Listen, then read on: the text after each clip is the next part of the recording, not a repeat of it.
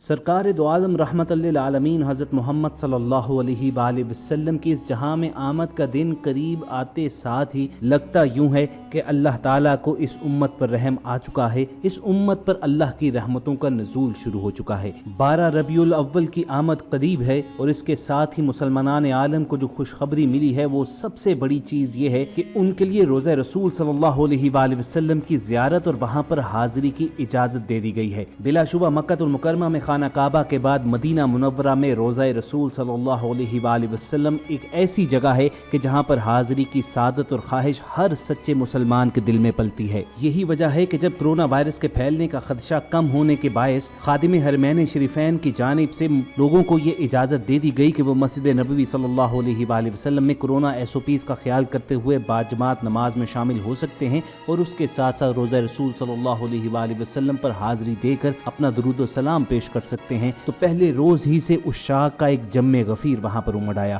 پیپ live کی آج کی ویڈیو میں آپ کو یہی رکت آمیز مناظر دکھانے ہیں اور تفصیل سے آپ کو بتائیں گے کہ مسلمانوں کو کن مراحل سے گزر کر کن شرائط پر مکہ المکرمہ میں مسجد الحرام اور مدینہ منورہ میں مسجد نبوی صلی اللہ علیہ وآلہ وسلم میں حاضری کی اجازت دی گئی ہے۔ مگر آگے بڑھنے سے پہلے ریڈ بٹن پر کلک کر کے اور بیل آئیکن کو پریس کر کے آپ پیپ لائیو کے سبسکرائبر ضرور بنیے تاکہ حرمین شریفین کے حوالے سے آپ کو تازہ ترین اپڈیٹس ہر وقت اور بر وقت ملتی رہیں۔ دوستو، ربیع الاول کے آغاز کے ساتھ ہی امام کعبہ شیخ عبد الرحمن السدیس مدینہ منورہ پہنچے اور مسجد نبوی میں منبر رسول صلی اللہ علیہ وآلہ وسلم پر کھڑے ہو کر انہوں نے اعلان کیا کہ عمرہ اجازت کے دوسرے مرحلے کے آغاز کے ساتھ ہی مسلمانوں کو مسجد نبوی صلی اللہ علیہ وآلہ وسلم میں بھی باجماعت نماز کی اجازت ہوگی۔ مسجد نبوی صلی اللہ علیہ وآلہ وسلم کے 75% حصے میں عبادات سر انجام دی جائیں گی اور اس سے بھی بڑی خوشخبری ساتھ یہ تھی کہ کئی مہینوں کے بعد انہیں روضہ رسول صلی اللہ علیہ وآلہ وسلم کی زیارت کی اجازت دے دی گئی تھی۔ چنانچہ اس اعلان کے اگلے ہی روز نماز فجر کے ساتھ ہی ہزاروں لوگ مسجد نبوی کے صحن میں امڑ آئے اور نماز کی ادائیگی کے بعد کے مناظر تو دل کو پگھلا دینے والے تھے کہ لوگ رو رو کر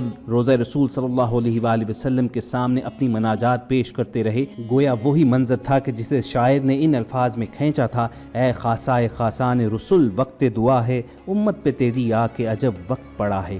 اس موقع پر انتظامیہ اور زائرین دونوں کی جانب سے کرونا SOPs کا مکمل خیال رکھا گیا۔ مسجد نبوی صلی اللہ علیہ وآلہ وسلم کے پرانے حصے یعنی بشمول ریاض الجنہ میں بھی لوگوں کو جانے کی اجازت ملی۔ لوگوں نے وہاں پر نوافل ادا کیے، اللہ تعالیٰ کے حضور نبی کریم صلی اللہ علیہ وآلہ وسلم کے وسیلے سے رو رو کر گڑ گڑا کر رحم کی درخواستیں کی۔ اس موقع پر مسجد نبوی کی انتظامیہ اور سیکیورٹی فورس کے اہلکار روضہ شریف میں نماز اور صلاۃ و سلام کے لیے آنے والے زائرین کو منظم کر رہے تھے۔ مسجد نبوی کی انتظامیہ کے مطابق روضہ رسول صلی اللہ علیہ وآلہ وسلم کے ارد گرد 75% تک کی گنجائش کے حساب سے معتمرین کو حفاظتی تدابیر کے ساتھ اجازت دی گئی ہے۔ زیارت کے خواہش مند زائرین ایپ کے ذریعے اجازت نامہ حاصل کرتے ہیں، اس کے بغیر کسی کو نماز اور زیارت کے لیے آنے کی اجازت نہیں ہوتی۔ واضح رہے کہ خانہ کعبہ میں بھی عمرہ کی اجازت بھی رواں ماہ کے شروع دنوں میں دے دی گئی تھی۔ زائرین کو گروپس کی شکل میں SOPs پر عمل درآمد کرواتے ہوئے عمرہ کی اجازت دی گئی۔ 4 اکتوبر کو خانہ کعبہ میں 7 ماہ کے تعطل کے بعد معتمرین کو عمرہ ادا کرنے کی اجازت ملی۔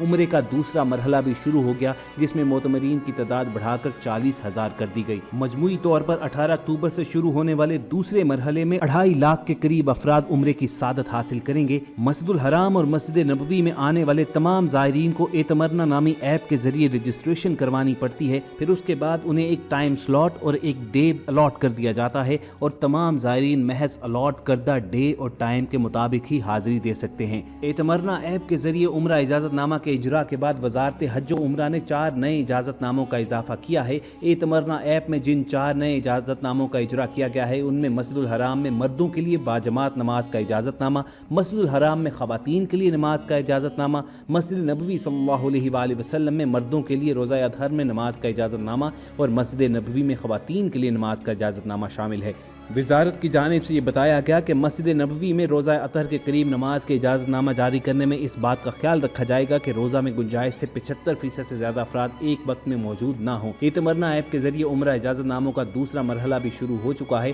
جس میں گنجائش کے مقابلے میں 75% افراد کو اجازت نامہ دیا جائے گا۔ سعودی وزارت حج و عمرہ کی جانب سے اعلان کیا گیا ہے کہ اگر یہ مرحلہ بھی بخیر و عافیت مکمل ہو جاتا ہے تو پھر 1 نومبر سے تیسرے مرحلے کا آغاز کیا جائے گا جس کے تحت غیر ملکی زائرین زائرین بھی عمرے کی سعادت حاصل کر سکیں گے۔ جہاں خادم حرمین شریفین کی ہدایات کے مطابق سعودی وزارت حج و عمرہ نے لاکھوں افراد کو عمرے کی سعادت کی اجازت دی ہے، وہیں اس کے ساتھ ساتھ سعودی وزارت صحت کی جانب سے کچھ لوگوں کو منع بھی کیا گیا ہے کہ وہ فی الحال عمرہ اور زیارات کو مؤخر کر دیں۔ ان میں وہ لوگ جن کو شوگر، ہائی بلڈ پریشر، امراض قلب، جگر اور حاملہ خواتین شامل ہیں، انہیں فی الحال ہدایت کی گئی ہے کہ وہ عمرہ اور زیارت کا پروگرام مؤخر ہی رکھیں۔ سعودی حکومت اس مرحلے کے دوران زائرین کو کورونا سے بچانے کے لیے خصوصی اقدامات کر رہی ہے، جس کے تحت زائرین کو 14 روز میں محض ایک بار عمرہ کرنے کی اجازت ہوگی۔ زائرین کو ایک بار عمرہ کرنے کے بعد دوسرا عمرہ کرنے کے لیے لازمی طور پر 14 روز کا وقفہ لینا ہوگا، تاکہ اس دوران کورونا وائرس سے بچاؤ کے لیے ضروری اقدامات کے تحت دوسرے افراد کو عمرے کی ادائیگی کا موقع مل سکے۔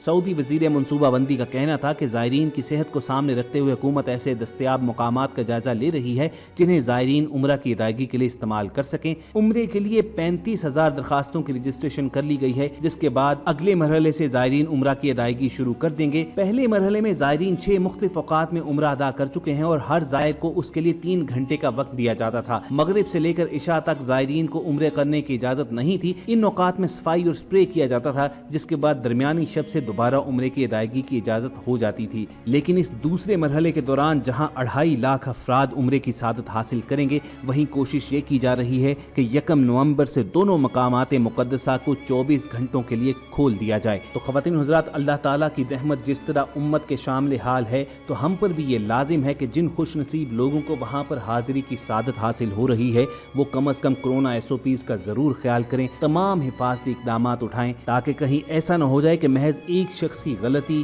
یا کسی ایک شخص کی غفلت کی وجہ سے امت مسلمان سے یہ سعادت دوبارہ چھن جائے۔ ماہ مقدس ربیع الاول کے آغاز کے ساتھ ہی بلا شبہ امت مسلمان کو یہ بہت بڑی خوشخبری ملی ہے کہ مسجد الحرام مکہ مکرمہ کے ساتھ ساتھ مسجد نبوی صلی اللہ علیہ وآلہ وسلم میں نہ صرف نماز باجماعت کے لیے انہیں اجازت مل چکی ہے، بلکہ اس کے ساتھ ساتھ وہ روضہ رسول صلی اللہ علیہ وآلہ وسلم کی سبز جالیوں کو اپنی آنکھوں سے دیکھ سکتے ہیں اور وہاں کھڑے ہو کر بحضور سرور کائنات حضرت محمد صلی اللہ علیہ وآلہ وسلم پر درود و سلام بھیج سکتے ہیں۔ اللہ تعالیٰ کے حضور یہی دعا رہنی چاہیے کہ عمرہ ادائیگی کا یہ دوسرا مرحلہ بھی بخیر و عافیت اپنے انجام کو پہنچے اور 1 نومبر سے شروع ہونے والے اس مرحلے کا جلد سے جلد آغاز ہو، تاکہ غیر ملکی زائرین کو بھی وہاں پہنچنے کی سعادت مل سکے۔ اللہ تعالی ہم سب کو ارض مقدس میں اپنا مہمان بنائے اور شہر نبی مدینہ المنورہ میں چند شامیں گزارنے کا موقع دے۔ اگر آپ کے دل کی بھی یہی صدا ہے تو کمنٹ سیکشن میں آمین لکھنا مت بھولیے گا۔ ٹیم پی لائیو کی کوشش ہوگی کہ وقتاً فوقتاً آپ کو حرمین شریفین کی اپڈیٹس دیا کریں۔ عمرہ ادائیگی کی اجازت کس مرحلے تک پہنچی ہے، کن شرائط کی بنیاد پر غیر ملکی زائرین بھی وہاں پر پہنچ سکیں گے،